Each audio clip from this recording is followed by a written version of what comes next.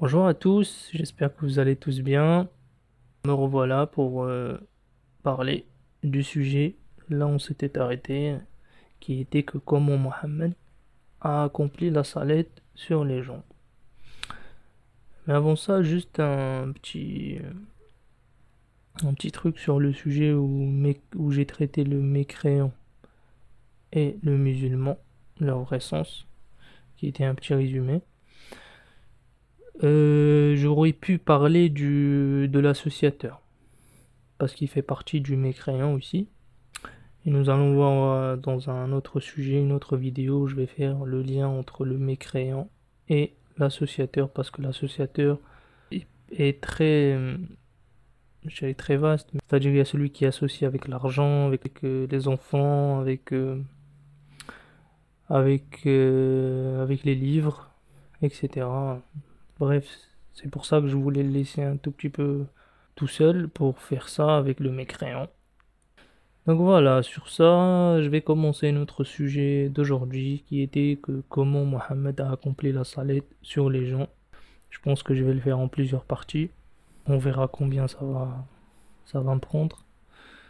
Mais bon, déjà on commence par le commencement, après on verra. Je vais commencer avec Sourate les femmes, verset 101, jusqu'au verset 106. Et si vous parcourez la terre, alors nul reproche sur vous de raccourcir de la salette. La salette, comme je vous ai dit dans l'ancienne vidéo où j'ai parlé de la salette, c'est le lien, qui est le livre, qui est le Coran. Si vous craignez, je vous ai dit, et si vous parcourez la terre, alors nul reproche sur vous de raccourcir de la salette, du lien, si vous craignez que ceux qui ont mécru vous éprouvent, car les mécréants étaient pour vous un ennemi déclaré. Et si tu te trouves parmi eux, qui est Mohammed, et si tu te trouves parmi eux et que tu leur as accompli la salette, qu'un groupe parmi eux accomplit avec toi, qu'ils prennent leurs armes, et s'ils se soumettent, alors qu'ils soient derrière vous, et vient un autre groupe, qui n'ont pas fait le lien, qui est la salette, qu'ils fassent alors la salette avec toi, et qu'ils prennent garde, et leurs armes ont voulu ceux qui ont mécru que vous soyez inattentifs sur vos armes et vos bagages. Alors ils tomberont sur vous d'un seul coup, et nul reproche sur vous si vous êtes pris d'incommodité, d'un danger ou de maladie, de déposer vos armes. Et prenez garde. Allah a certes préparé aux mécréants un châtiment humiliant. Alors si vous finissez ou terminez la salette, alors invoquez Allah, debout, assis et sur vos côtés. Alors si vous êtes rassurés, alors accomplissez la salette. La salette était certes sur les dignes de foi une prescription temporaire. Et ne faiblissez pas dans la volonté du peuple. Certes, si vous souffrez, alors il souffre aussi comme vous souffrez. Et vous espérez d'Allah ce qu'il n'espère pas. Et Allah était un sage connaisseur. Nous avons descendu vers toi le livre avec vérité, pour que tu juges entre les gens avec ce que t'a fait voir Allah, et ne sois pas, pour les traîtres, un allié, et repens-toi à Allah. Certes, Allah a été clément miséricordieux. Bon, si on lit du verset 101 jusqu'au verset 106, on trouve dans ces versets le détail clair de Dieu et son incitation à comment appliquer la salette, en l'occurrence l'application de la justice en appliquant le Coran, et de transmettre son message à tous les gens dans la terre. Dieu nous a informé dans le verset 101 que le croyant peut réduire de sa salette, qui est, en l'occurrence, le fait de propager ou de transmettre le message de Dieu sur la terre, et s'il y a un danger sur eux, sur leur vie, de la part des mécréants, eh ben ils peuvent raccourcir. Et ce qui concerne le verset 102 jusqu'au verset 106, on trouve le détail et le sens clair de comment Mohammed a accompli la salat et comment les croyants ont accompli aussi la salat. Dans le verset 102, on trouve que Mohammed accomplit la salat en apprenant cette salat à un groupe de gens et que ce groupe de gens se soumettent. En l'occurrence, quand ils ont appris la salat, ils partent après cela accomplir la salat sur terre. Après cela vient un autre groupe au messager Mohammed pour leur accomplir la salat. Et après que cet autre groupe se soumet, qui est que quand ils apprennent eux aussi le message, ils partent à leur tour pour accomplir cette salat dans la terre. Après cela vient un troisième groupe de gens pour apprendre la salat auprès du messager et ils font comme ils ont fait les autres groupes qui les ont précédés.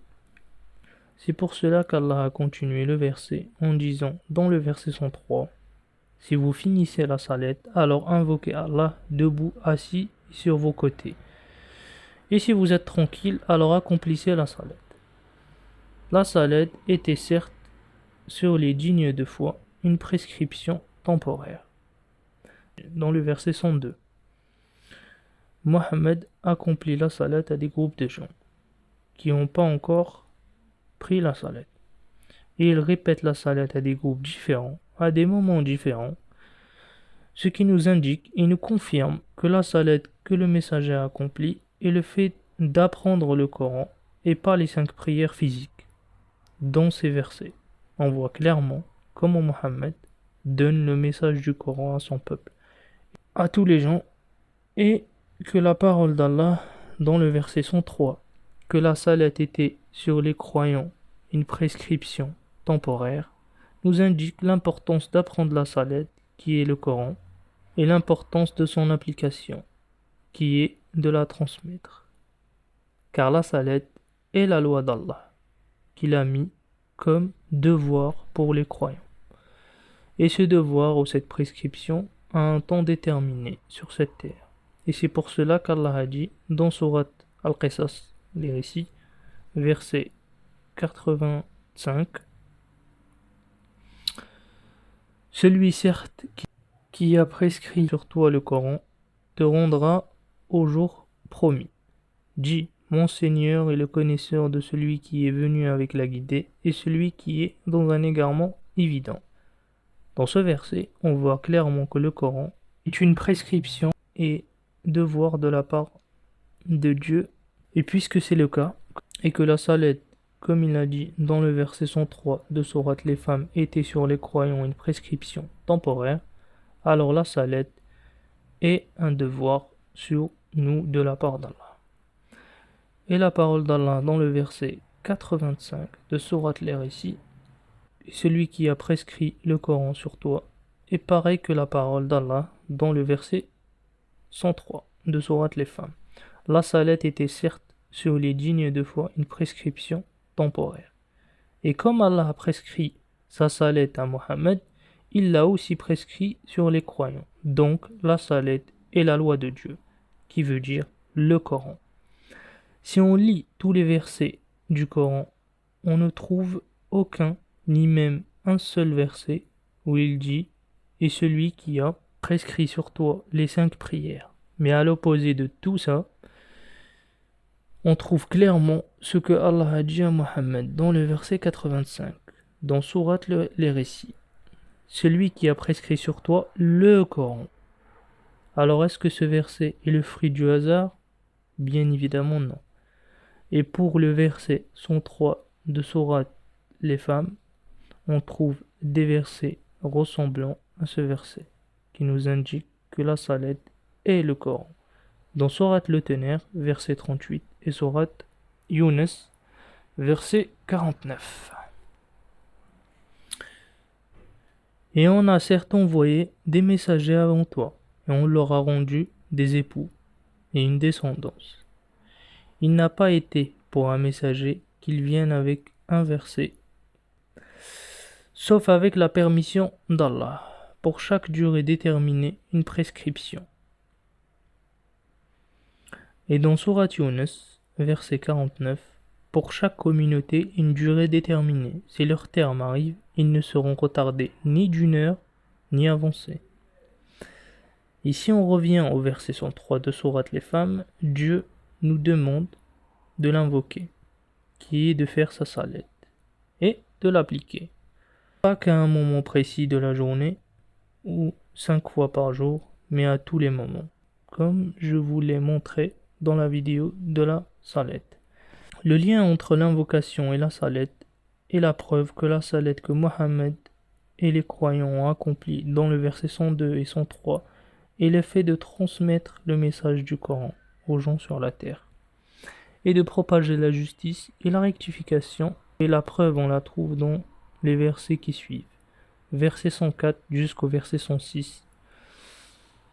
Et le verset 104 nous donne comment appliquer la salette, et le verset 105 nous confirme que l'application de la salette est l'application du livre de Dieu, qui est le Coran, et de juger entre les gens avec lui. Et ce verset est une confirmation de Dieu que la salette que Mohammed a accomplie sur les gens, dans le verset 102, est le fait de juger entre les gens avec la justice à partir de ce que Dieu lui a appris dans son livre. Et c'est pour ça qu'il a terminé avec le verset 106, pour nous apprendre aussi que le repentir ne peut être qu'avec la salette et son application.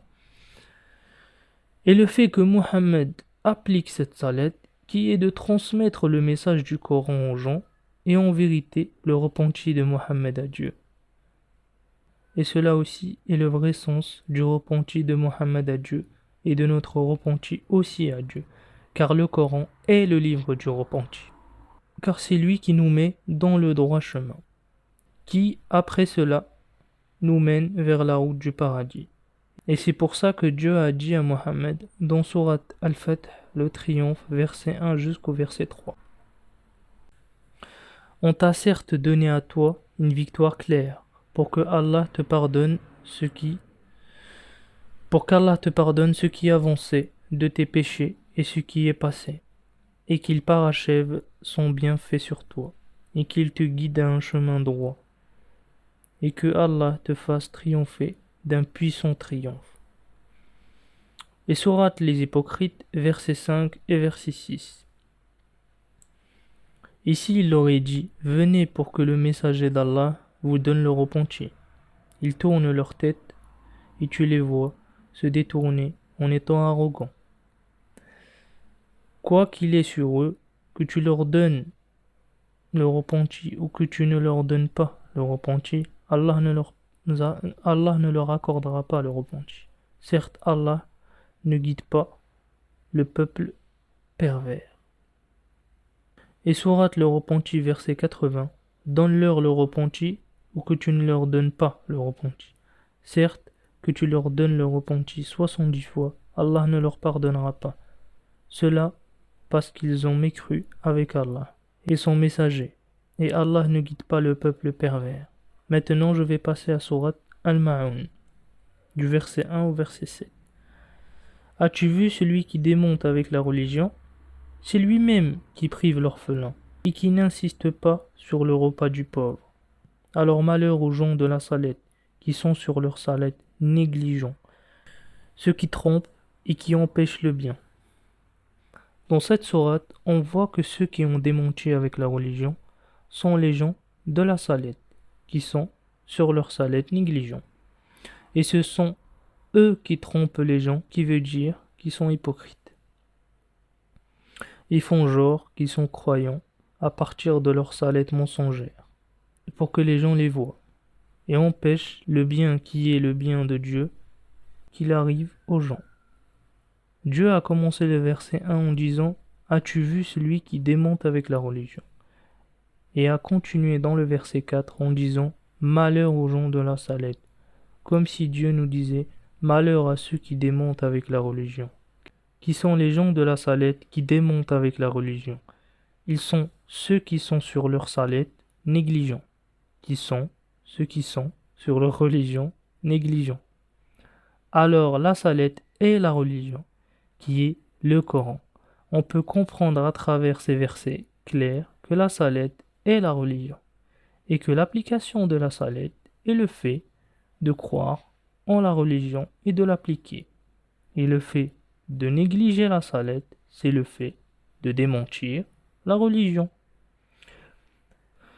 qui est la non-application de cette dernière, qui est le fait de ne pas propager le bien, et la justice, et cela en privant l'orphelin, et dans le fait de ne pas insister sur le repas de ce dernier, qui est empêcher le bien, qui veut dire ce que Dieu nous a ordonné avec dans le Coran, pour le but de propager le bien et la justice.